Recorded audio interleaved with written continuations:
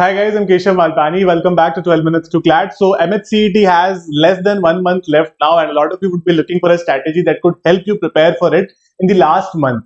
What are certain things to be done if you are starting now? What are certain things to be done if you've already done a few things, but आपको last particular month में ठीक से revise करना है? And I think everybody would understand at this point that it's practically impossible to do each and everything. तो मैंने recently एक strategy video बनाया था और how to start from scratch for MHCET.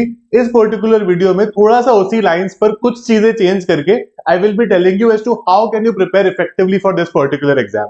एक चीज जरूर दिमाग में रखना, that practice at this stage is going to be very very crucial. ठीक है, आप लोग जेन्युइनली कॉन्सेप्ट्स करो। अगर आपको लेट्स से कुछ बेसिक मैथ्स के कॉन्सेप्ट्स नहीं आते, एनालिटिकल रीजनिंग वगैरह नहीं आते, do that, but practice is very important. सिर्फ कॉन्सेप्ट्स अगर करते रह जाओगे, बिकॉज ऐसा नहीं है जैसे हम लोग कई बार सोचते हैं कि यार क्लैट में तो it was a race against time, MHCET is not that. अगर एमएचसीईटी में इतना प्रॉब्लम ही नहीं है, सारे क्वेश्चन हो ही जाएंगे, नेगेटिव मार्किंग में नहीं है, तो प्रैक्टिस करके फायदा क्या है? ये बहुत एक गलत अप्रोच है। तो मॉक्स और सेक्शनल टेस्ट इसमें भी जरूर करना ही करना, मिस आउट मत करना उन पर, अदरवाइज आपको एग्जाम में दिक्कत होगी।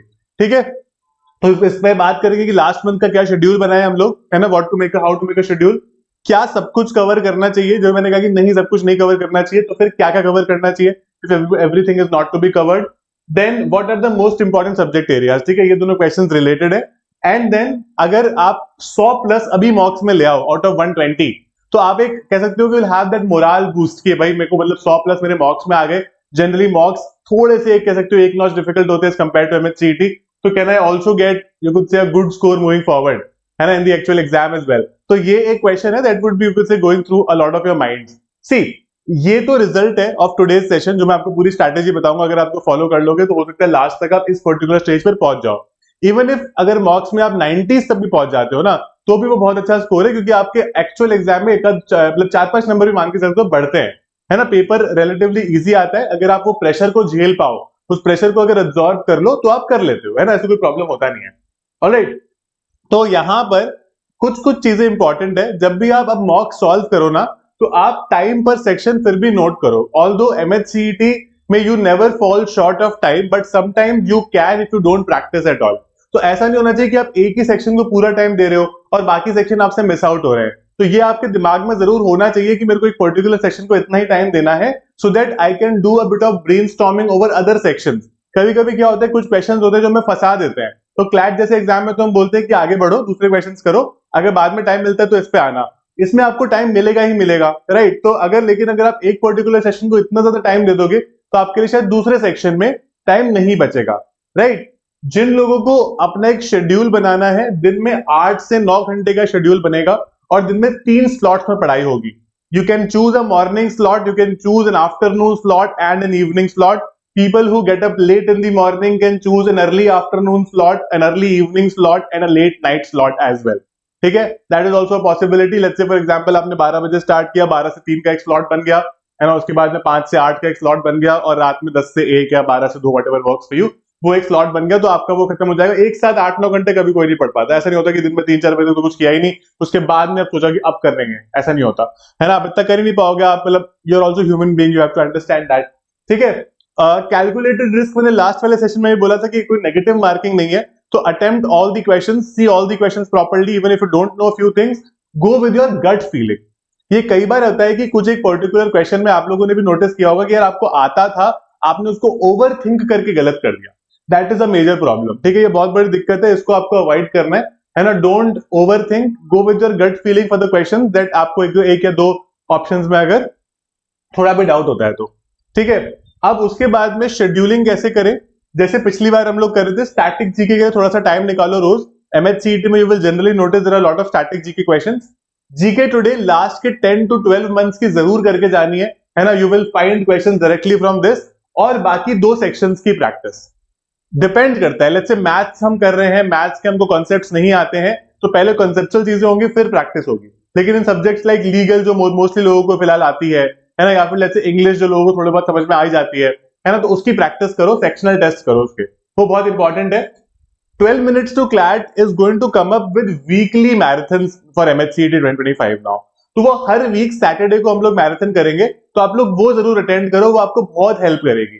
ठीक है, हर वीक में आपको काफी सारे क्वेश्चन सॉल्व हो जाएंगे, फुल 5 आवर्स की मैराथन होगी, तो आप काफी सारी चीजें उस पर्टिकुलर टाइम पर, उस पर्टिकुलर यू कुड से टाइम मोमेंट पर समझ पाओगे, है ना। कोई कॉन्सेप्ट की क्लैरिटी नहीं है, कोई पर्टिकुलर क्वेश्चन नहीं आता, तो this thing will make it simpler and easier for you, ठीक है। क्लासेस हम लोग रेगुलरली करते हैं, you can shortly come to our classes also, मैं इसके बारे में थोड़ी सी इंफॉर्मेशन दे दूंगा। गाइस वीक में 2 से 3 मॉक टेस्ट जरूर करो, ठीक है। ऑल्टरनेट डे पर मॉक टेस्ट करने लग जाओ till your exam now, and sectional test भी कर सकते हो जिस दिन आपका मॉक टेस्ट नहीं है, ठीक है। Once you are done with mock test और सेक्शनल टेस्ट, इसमें भी वो क्लैट वाला सिस्टम है, you have to analyse it, ठीक है। एनालाइज करना बहुत जरूरी है, अगर एनालाइज नहीं करोगे you will not understand the mistakes and you will keep making the same mistakes, ठीक है। एनालाइज जरूर करो and do not do things already done for the previous exams. अगर आपने इनमें से कोई भी एग्जाम दिया है and there were certain concepts that you had done, don't redo it in the last one because you do not have enough time. तो ये वो चीजें हैं जिसको आप हटाओगे, नई चीजें करोगे। लेट्स से कुछ लोगों ने एलिट नहीं दिया था, स्लैट नहीं दिया था, तो एनालिटिकल रीजनिंग शायद आपने नहीं करी होगी, अब करो। स्टैटिक जीके नहीं किया होगा, अब करो, ठीक है। तो ये कुछ ऐसी चीजें हैं जिसको हम अब प्रॉपरली इनकलकेट करेंगे प्रेपरेशन में। हमको बहुत ज्यादा पैनिक नहीं करना है कि अब लास्ट मंथ बचा है, इतनी कम सीट्स होती है, हम आउटसाइड महाराष्ट्र हैं, how will I be able to do that. Those are certain questions that are going in almost everybody's mind. So for those people who can make peace with it and go ahead with the preparation properly, you will do well in the exam. आप बस अपनी preparation पर ध्यान दो, leave everything else to MHCET का जो organizing body है and to God, ठीक है। आपको ज्यादा दिमाग नहीं लगाना है कि क्या होगा क्या नहीं होगा, because that is anyway not in your, बस आपके बस की बात है ही नहीं वो, ठीक है।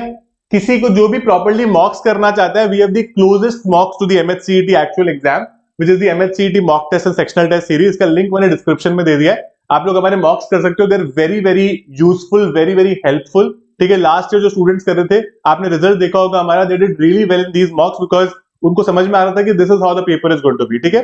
आप मेरा कोड यूज कर सकते हो Malpani to get additional discount on the mocks. अगर आप if you want to become part of a full batch जहां पर आपको स्टैटिक जीके, एनालिटिकल रीजनिंग सब हमारे साथ ही करना है, then don't buy the mock test series because इस बैच के साथ mock test series is free, ठीक है। मॉक टेस्ट सीरीज फ्री है, तो आप इस बैच का पार्ट बन सकते हो। You can start preparing with this right away with the Pragati batch. इसका भी लिंक मैंने डिस्क्रिप्शन में दिया है, आपको काफी सारी क्लास की रिकॉर्डिंग भी मिल जाएगी and obviously you can come to the new classes as well. तो rather than looking for a crash course जिसमें ना आपकी कोचिंग सिलेबस खत्म कर पाएगी ना आप सिलेबस खत्म कर पाओगे, it's better to join this and do it at your own, you could say pace, है ना। वही पर्टिकुलर चीज आप श्योरली कर सकते हो, राइट।